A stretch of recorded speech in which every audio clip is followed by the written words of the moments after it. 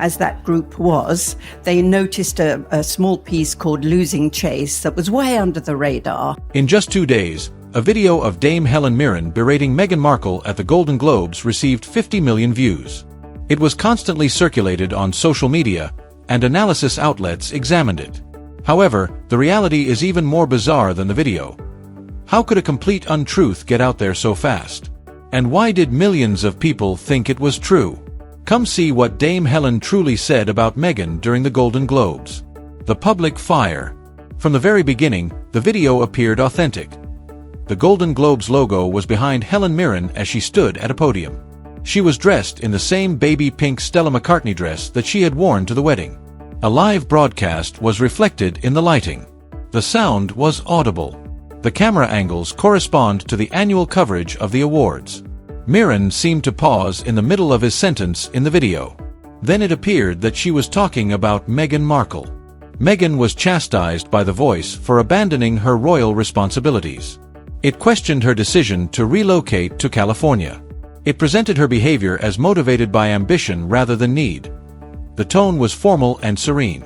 Nothing seemed overdone. Nothing sounded humorous. The Voice was produced. Following the ceremony, the words were written.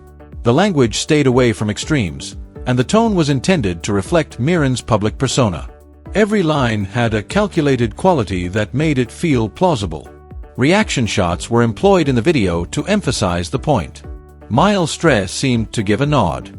Oprah Winfrey looked somber and unsmiling. Tom Hanks seemed to chuckle. Cate Blanchett looked amused. These clips were taken at various points throughout the ceremony. To provide the impression of a shared response, they were cut together. Channels for commentary moved swiftly. Long videos started to show up on YouTube in a matter of hours. Additionally, I saw you greeting the film festival president at the top of the stairs as I approached. Paused frames are hosted. They played back specific moments. The video was handled as verified footage. Original broadcast feeds were unavailable to any of them. No formal sources were provided. The assertion felt validated by their assurance. The conversation was driven by certain phrases.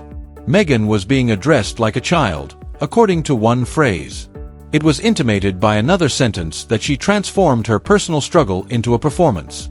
A brief statement regarding acting was presented as a moral distinction between public figures who exploit their personal lives for publicity and actual performers. Every sentence was examined as a deliberate assessment. The video simultaneously went viral on other platforms. It showed up on YouTube, Instagram, X, and TikTok. Every platform viewed it as fresh material. It was pushed independently by algorithms. Visibility was enhanced by early sharing from coordinated accounts. Before any checks took place, the video made its way to recommendation feeds. The numbers quickly increased. 500,000 views were received in the first hour. 6 hours went by. 5 million. A whole day went by. 25 million. 50 million was reached in 2 days. Remixes and screenshots proliferated more quickly than initial uploads. The incident was not reported by any significant media outlet. Entertainment magazines that cover every moment of the awards event don't publish anything. During live tweet ceremonies, trade reporters remained silent. No statements were released by broadcast networks. And I believe that a lot of that is obscured by the clickbait culture, which can be extremely demeaning. Additionally, there was no mention of the incident on the official Golden Globes accounts. It never happened.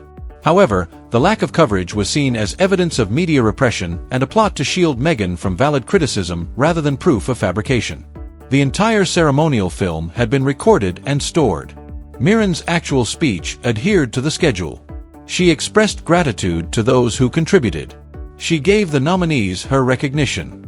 The winner was declared by her. She walked off the stage.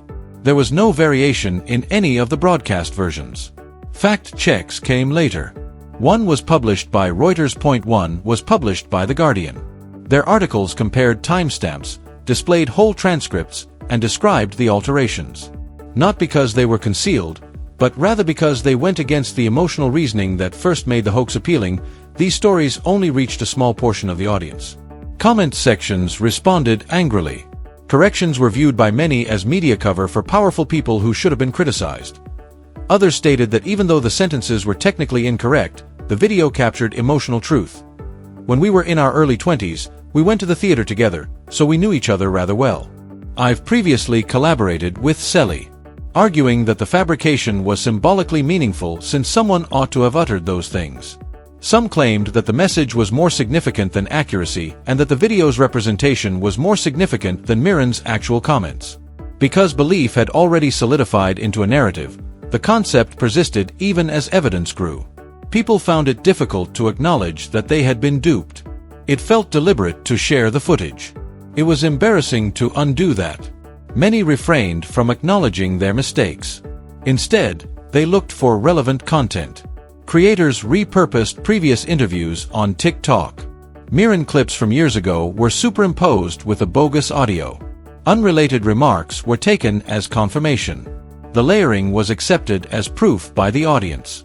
Threads on X connected alleged criticism of Meghan with earlier praise of royal discipline. Dates were disregarded. The context was eliminated. Verification was replaced with assumptions. Small errors were concealed by the editing. The sound did not always correspond with the movement of the mouth.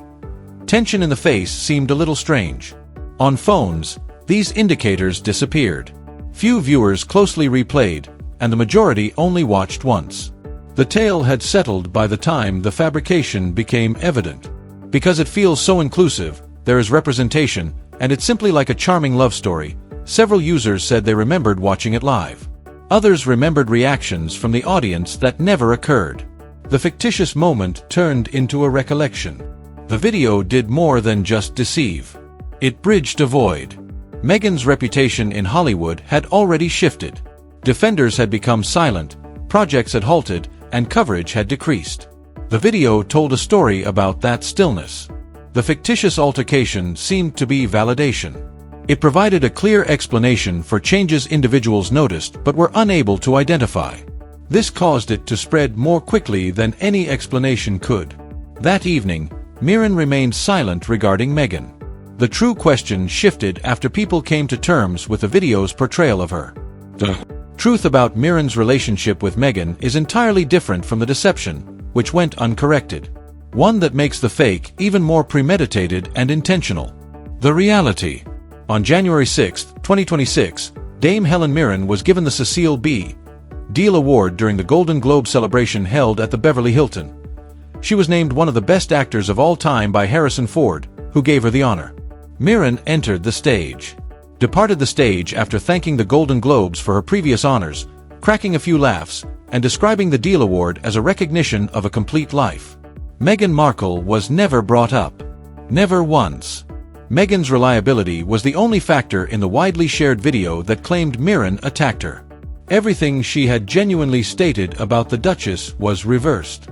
I believe you are quite certain that it was a divine order. Perhaps everything our friendship, you becomes art. Mirren told Variety in February 2020 thought Meghan was a wonderful addition to the royal family. She described Meghan as endearing, kind, and gracious. She said that Meghan and Harry's decision to resign from their royal responsibilities was the best one for their family. Mirren even made a joke that Meghan would be the next target of the tabloids after they were done with her. This was not ambiguous celebrity diplomacy, but rather consistent public support. Mirren's career, especially her 2006 Oscar-winning performance as Queen Elizabeth II in The Queen, is the source of her knowledge on British royalty. During a difficult time following Princess Diana's passing, that performance gave the Queen a human face. As the Queen in weekly meetings with prime ministers, she also earned a Tony for the audience. Mirren's depictions of monarchy are never glamorous. Instead, they are constantly limited and burdened. Her characters overcome obstacles, preserve their dignity, and satisfy institutional requirements without exaggerating their own hardships. No, since I enjoy doing my own stunt driving and have done a little amount of it. As the Queen or monetizing hardship, I drove my own Land Rover in the game. The fake seemed plausible because of her reputation for making morally sound decisions. When someone as impartial as Mirren criticized Meghan, viewers assumed it had to be real. The false video substituted made-up disdain for genuine expressions of support. Give the impression of a live response, Clips of Mirren talking about celebrities and nobility from various years were spliced with irrelevant audience replies. The technical execution was accurate. In 2026, voice cloning technology may produce nearly flawless speech from just 3 minutes of audio. This would enable developers to script the attack lines, train a model on Mirren interviews, and create audio that matches her accent, tone, and rhythm. The fake audio was then superimposed on the pre-existing video using lip sync software, which modified mouth motions frame by frame to remove visual disparities. Subtle artifacts, small jaw tension mismatches, abnormal phoneme transitions, and tiny lip closure delays were all brought about by the technique. However, on mobile devices, where the majority of users just watched the content once without repeating or closely examining details, these faults remained undetectable at regular playback speeds. Experts in forensics didn't need to be tricked by the film. It just needed to deceive viewers who were scrolling and making snap decisions about what seemed true. You understand that performing a single play requires you to give up at least 6 months of your life. The financial incentives were so strong that the video soon gained popularity. Celebrity conflict content routinely performs better than factual reporting, and platform monetization systems prioritize interaction over truth. The Mirren video's unknown creator ran a network of identities with a focus on staged confrontations. According to reports, that one video made $200,000 in its first week through a mix of premium memberships, affiliate agreements, and ad revenue. In a matter of days, the number of Patreon subscribers increased from 400 to 12,000, each of whom paid $5 a month, generating an extra $60,000 in recurring income. Any possible repercussions, which were at best theoretical, were greatly outweighed by the financial benefits. No sponsor had withheld financing, no platform had suspended the accounts, and no threat of legal action had been made. It was an obvious message: I wanted to be an actress, but I was also very ambitious and insecure. I had no idea that falsification pays and pays right away, but I wanted to be a great actress. The platform was not detected. Only copyright infringements are flagged by YouTube's Content ID, original works are not. Violent or self-harming content is given priority in TikTok's monitoring. When millions of people fall for a scam, X's community notes fail because it depends on users. Reach was increased by coordinated uploads across platforms.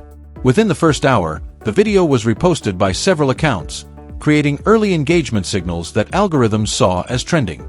Millions of views could result from this interaction seeding, which costs between $500 and $2,000.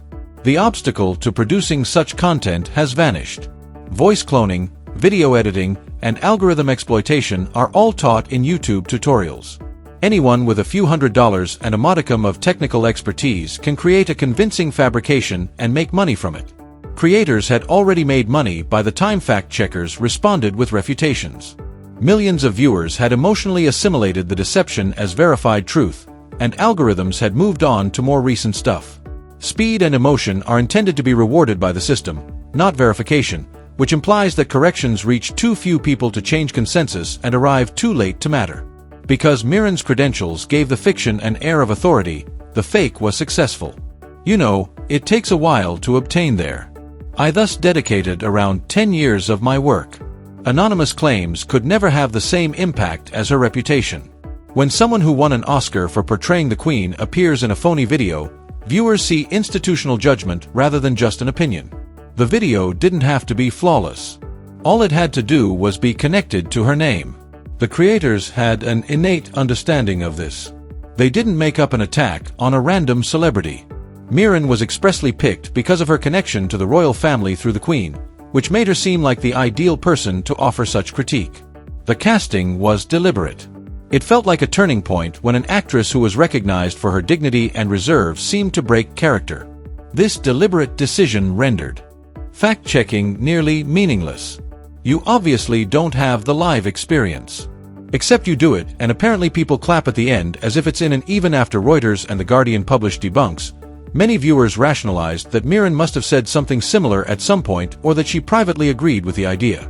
People were given license to believe what they already believed because of the deception. The Mirren video blended established perceptions, acquired authority, and technical accuracy. It provided millions of people with a coherent story for a fuzzy reality. Projects failed, Hollywood withdrew, and nobody stood up for Meghan. The staged conflict had already gained traction by the time fact checks showed up. Many people still refer to it as a real occurrence, and millions of people think it actually happened. At the Golden Globes, Helen Mirren never mentioned Meghan. Her reputation, public record, and composed demeanor were all leveraged in the hoax. Manufactured criticism took the place of genuine professions of support. The film shows how human perception, economics, and technology came together to transform a complete fiction into a commonly acknowledged reality. We definitely want that after the pandemic and everything else. Being able to get high is what we long for. The hoax used Mirren's reputation as a weapon against Meghan, but it required more than just technological expertise to be successful. Even in the absence of evidence, the public had to be predisposed to think that Hollywood had rejected them. Why it was successful. Although Helen Mirren never criticized Meghan Markle, Meghan's Hollywood career was already losing ground. Netflix and Archwell Productions inked a 5-year contract in September 2020. Despite the fact that Archwell had no completed projects at the time, the trade outlets anticipated $100 million. 40 Friends will provide 40 minutes of their time to assist in mentoring a woman returning to the workforce. Additionally, since leaving Suits in 2018, Meghan had not accepted an acting position. Although the deal was presented as a significant creative collaboration, it did not result in any public output for almost 2 years. Spotify did the same. The business announced an exclusive multi-year agreement with Archwell Audio in December 2020. The contract is said to be worth between $15 and $25 million. However, for nearly 2 years, there was no release schedule and no episodes were produced. Archetypes, the first and only podcast series, debuted in August 2022, ran for 12 episodes, and was not renewed. Senior CEO Bill Simmons publicly attacked the agreement on his own show shortly after Spotify announced the partnership's termination in June 2023. This was an unusually direct move that implied the relationship had collapsed beyond silent repair. Netflix material was introduced, but it never gained traction. In its initial week of release in December 2022, the 6-part documentary series Harry and Meghan garnered around 81.5 million viewing hours, ranking in the platform's global top 10 and making headlines about its success. Subsequent trade reports revealed that the majority of viewers only watched once, engagement rapidly declined, and long-term performance fell short of comparable unscripted shows that usually result in spin-offs or renewals. No follow-up projects related to the series were announced by Netflix. With Love Meghan, a lifestyle series centered on cooking, presenting, and home decor, debuted on Netflix in January 2025 with the goal of shifting her persona from conflict to aspiration. With 5.89 million views in its first 4 days, the show began at number 2 in the US. The following week, it fell to number 7, and by week 3, it was completely out of the top 10. The absence of a renewal or expansion announcement from Netflix typically indicates that a series did not fulfill internal performance standards. Meghan did not pursue written acting parts, join outside productions as a producer, or make professional appearances at Cannes, Sundance, or Toronto at this time. With no new first-look partnerships, no competitive bidding, and no obvious integration into the larger Hollywood ecosystem, all release content stayed self-produced and focused on Sussex-branded productions. Successful platform acquisitions typically lead to expansion, but in this case, it never happened. The same cooling pattern was seen in the speaking circuit.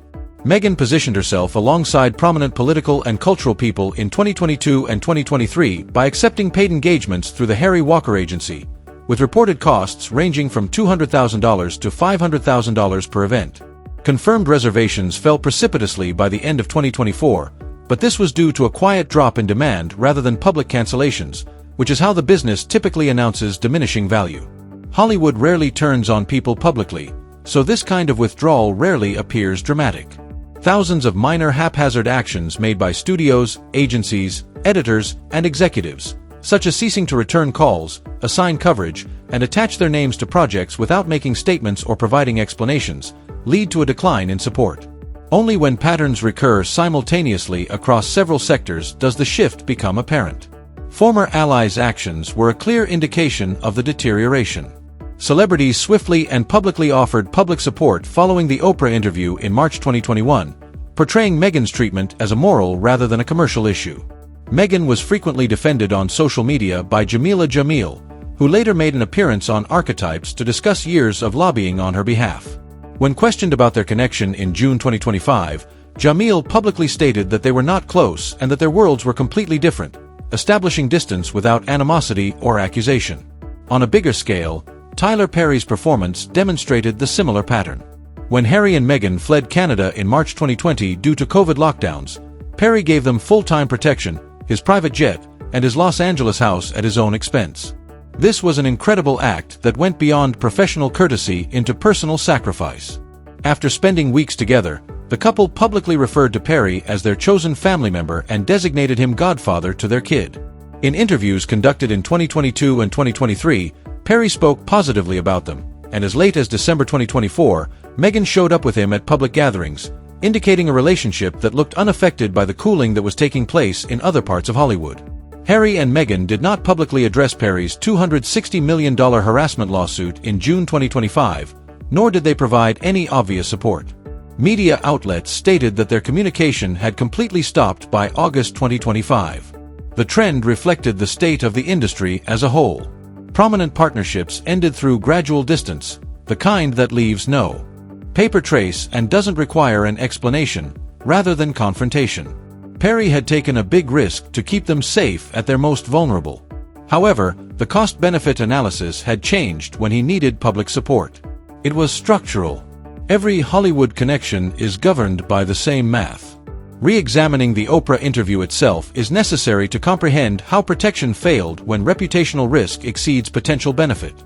The 2-hour CBS special, which aired on March 7, 2021, attracted 17.1 million American viewers and featured accusations that dominated international attention, such as personal dispute with senior royals, lack of institutional assistance during pregnancy, and racial concerns within the royal family. In the US, while UK polling revealed doubt, celebrities responded with public sympathy. And 2 days later, Buckingham Palace released its well-crafted reply. Within months, fact-checking was conducted, raising concerns about dates, process specifics, and discrepancies between assertions made during interviews and public records. The way the interview forced Meghan into a grievance-based narrative that ran counter to the aspirational lifestyle brand Archewell later attempted to promote was more harmful than any one adjustment. Her U.S. approval ratings fell from around 55% right after the interview to about 36% by the end of 2022, driven by exhaustion and overexposure rather than scandal. Because partnerships depend on risk management, studios value predictability. Defending Meghan felt ethically fulfilling after Oprah, but it was unclear from a professional standpoint. And by 2024, it was safer to remain silent. There were no fresh, well-known advocates. The unofficial barrier that had previously shielded her fame vanished, and former supporters ceased promoting their work. Something far more harmful than criticism flooded into that void. Events that were staged in order to explain what individuals felt but were unable to express. Meghan's reputation was unaffected by the fictitious Mirren moment. It provided a voice, a face, and a timestamp that millions of people could use as evidence. The repercussions go much beyond a single person's career when protection disappears and lies take its place. For everyone, what does that mean? The straightforward understanding. The fictitious Helen Mirren altercation demonstrates how, in 2026, information systems might transform fiction into something that people see as reality. Because the film was made to precisely fit how people consume material and how platforms promote participation, it did not spread because viewers were irresponsible. Instead of relying on truth, online creators that focus on commentary and viral moments make money on watch time, clicks, and emotional response. Dramatic, fulfilling, or shocking videos capture viewers' attention for longer, signaling value to recommendation engines that determine what millions of people see next. Even when they are truthful, factual corrections and calm explanations are ignored because they produce weaker signals. Social media sites perpetuate this disparity by giving preference to content that elicits strong emotions. Videos that elicit feelings of relief, rage, or moral validation outperform neutral reporting because viewers stay longer, leave more comments, and spread content more quickly. Emotionally charged lies have an inherent advantage because corrections seldom fight on those terms. The cycle is completed by human conduct. Accepting a correction frequently entails owning up to one's mistakes, recognizing that misleading material was disseminated, and admitting that one's judgment was flawed in public. In order to escape that unpleasantness, many people either reject corrections outright or reframe the story as emotionally accurate, even if some elements are incorrect. Contradictory evidence rarely causes someone to lose faith in a tale once they have invested in it. It is reframed as evidence of institutional protection, giving debunkers the impression that the initial assertion posed a threat to powerful interests. Because it matched what many viewers already sensed, the Mirren fake was successful. Meghan's reputation had changed. The industry's apparent support had diminished and professional impetus had stalled. In a single scene, the video provided a clear, shareable moment that appeared to convey those shifts.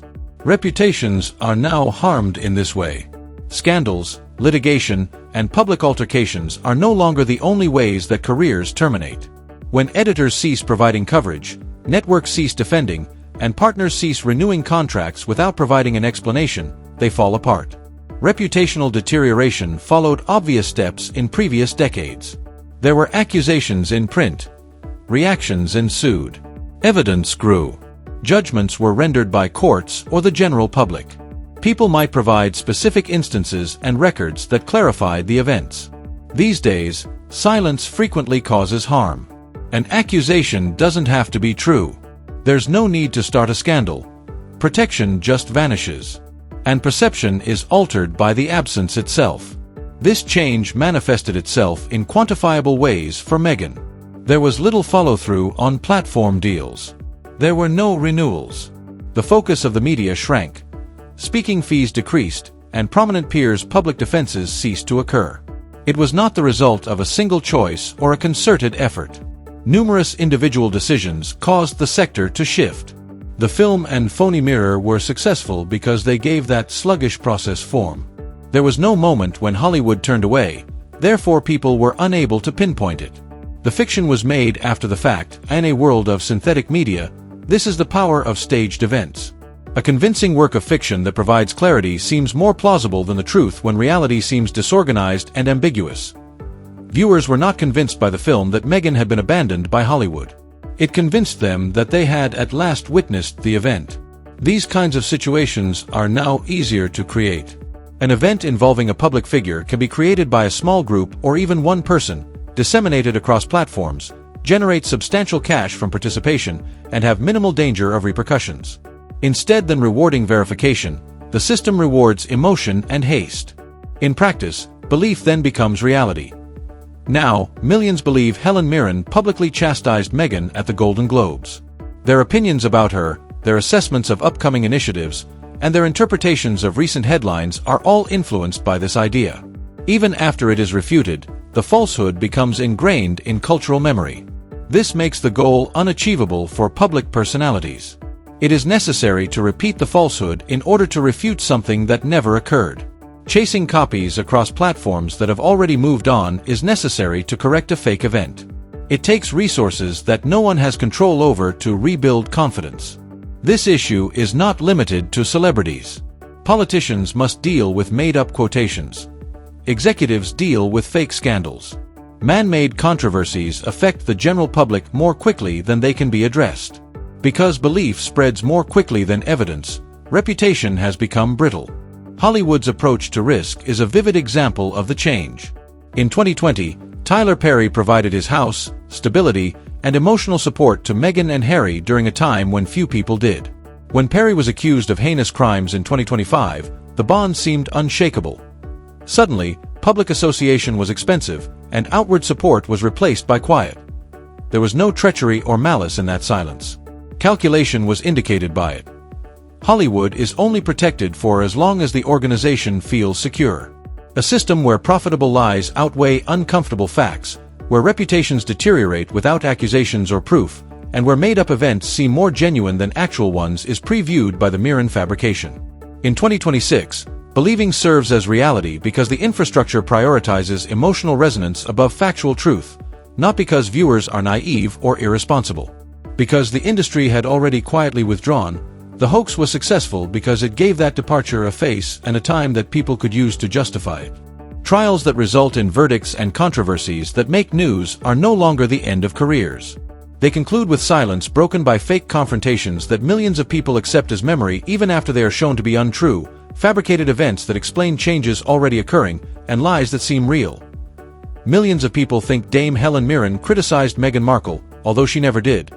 And Meghan's perception is now shaped by that belief. How an industry that relies more on perception than evidence assesses her projects and determines her prospects for the future. Will Meghan's Hollywood decline be accelerated by the false Helen Mirren moment, or has her reputation already been harmed? Let us know what you think in the comments area. For more, don't forget to subscribe, like, and share. Additionally,